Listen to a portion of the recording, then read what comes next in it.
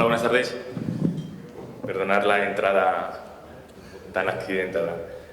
Oye, primero agradeceros a la gente que organiza las conferencias por la invitación y también para mí es un honor compartir panel con 4 personas que tienen mucho que decir del sector energético chileno, ¿verdad? Lo que yo quiero hablaros esta tarde son de 3 conceptos: dimensionamiento de deuda, incertidumbres y ratio de cobertura del servicio a la deuda. Cómo estas 3 variables se interrelacionan, y la presentación la he basado en una investigación que hemos realizado junto con 2 buenos amigos, Bárbara González de Enel y la gente del departamento de Project Finance del Banco BCI. Lo que hemos hecho básicamente es tomar uno de los proyectos en los que yo en la empresa Navatica había trabajado previamente y lo hemos comparado. O sea, es un proyecto que finalmente se financió, ¿verdad? Un proyecto eólico, y lo que hemos hecho es compararlo o modelarlo de alguna manera como si el proyecto no hubiera cumplido sus etapas desde el punto de vista de reducción de incertidumbres del proyecto. Estos serían los parámetros básicos desde el punto de vista financiero. Lo que me voy a centrar es básicamente en los ratios de cobertura al P50 1.5, al P90 1.1 y al P99 1.0. Estos fueron los criterios estándar desde el punto de vista de ratios de cobertura que se aplicaron en la financiación del proyecto. No quiere decir que sea el estándar de mercado, ¿verdad? Creo que la presentación de Vice hablaba de ratios de cobertura diferentes, ¿cierto? Y lo que vemos a continuación son el proyecto en su fase madura, el escenario bien medido y el proyecto tal y como estaba concebido casi al principio. Las diferencias básicas son que el proyecto, o sea, si bien los dos tienen 50 megavatios, los dos tienen turbinas de 2 megas, por lo tanto 25 unidades, el proyecto bien medido cuenta con 3 estaciones de medición, una de ellas a 50 metros y 2 a 95, que es la futura altura de buje del proyecto. El proyecto mal medido contaba en su inicio con una torre exclusivamente a 50 metros durante año y medio, ¿verdad? Las diferencias de producción son sustanciales, es decir, lo que estábamos observando al principio de la medición es que la torre de medición instalada originalmente estaba instalada en el sitio más benigno, es decir, estamos sobreestimando la producción de la generación, y lo que observamos obviamente son que existen unas incertidumbres relativamente altas, como es lógico también, ¿no? Estamos exclusivamente modelando el proyecto con un solo mástil versus el proyecto tal y como se llevó al Project Finance. Si tenemos en cuenta lo anterior, especialmente desde el punto de vista de incertidumbres, y empezamos a dimensionar la deuda, en el proyecto bien medido, que tiene del orden de 45% factor de planta, lo que nos entraba como fondos propios era el 27%. En cierta manera, ese factor de 1.5 era el restrictivo para dimensionar la deuda. Estresamos el proyecto a P90 y a P99 y seguíamos manteniendo ese mismo nivel, ¿verdad?, de apalancamiento.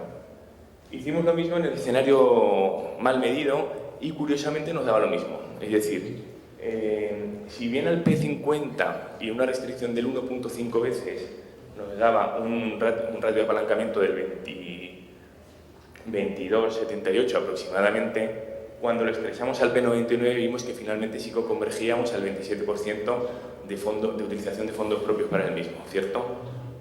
Con lo cual, en cierta manera, esta conclusión no es una conclusión propiamente tal, pero tampoco nadie se atrevería nunca a llevar un proyecto a financiar con exclusivamente 1 año y medio de datos, ¿cierto?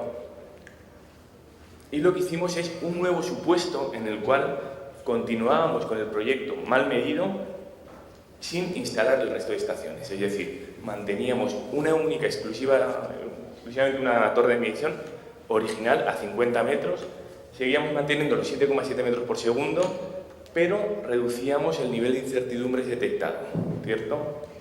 Es decir,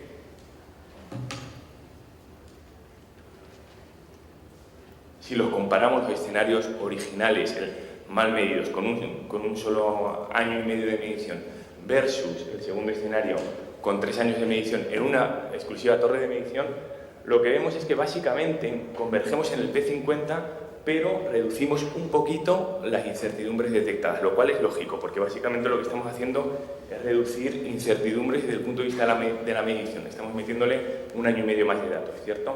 Pero estamos todavía dejando sin atacar las incertidumbres derivadas de la modelización.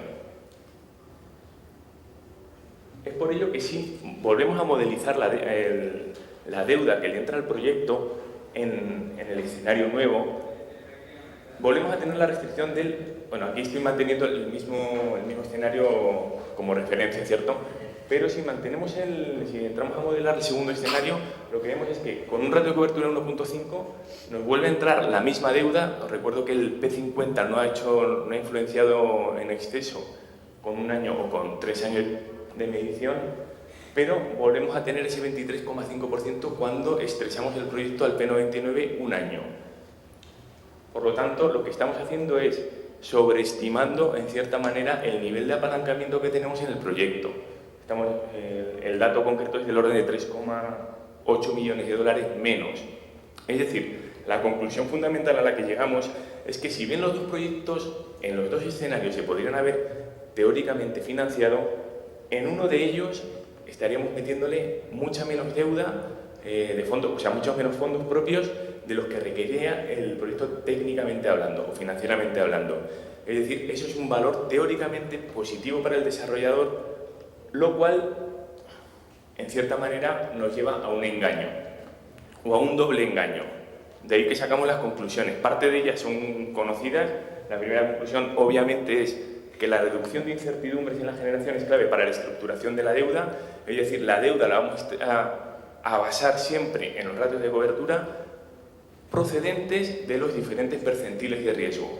P50 10 años, P90 1 año y P99 1 año.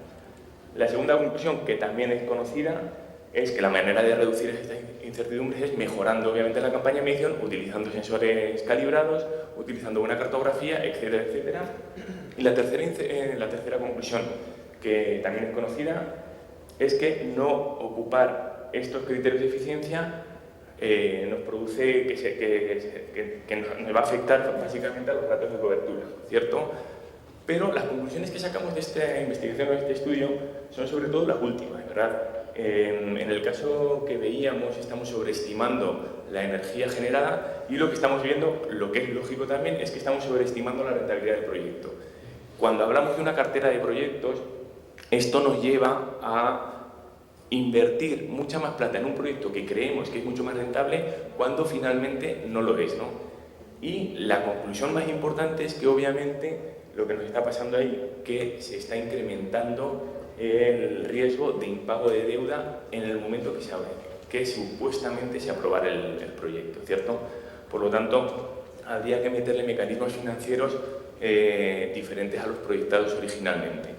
Ocurre lo mismo en el caso contrario, en el caso de que hubiéramos utilizado la torre de medición menos ventosa, lo que hubiéramos hecho es obviamente infravalorar el proyecto y por lo tanto en esa situación lo que hubiéramos hecho es incrementar los fondos propios del proyecto, por lo tanto estamos invirtiendo una plata que realmente no debiese ser para ese proyecto. Por lo tanto, la conclusión general a la que sacamos con esta investigación es que finalmente a la hora de comparar una cartera de proyectos es importante no solo tener en cuenta los resultados del P50, sino evaluar la posibilidad de cómo el P90 y el P99 a 1 año se interrelacionan entre varios proyectos. Este es el fin de la presentación. Os dejo unas páginas web de contacto de las dos empresas con las que estamos trabajando, Anabática y Saroen. Anabática dedicada a temas de financiación de proyectos, ayuda a desarrolladores en este proceso, y Saroen Global en todo el proceso, o sea, intervenimos en todo el proceso de construcción, contract review, contract management, project management, etc. Gracias.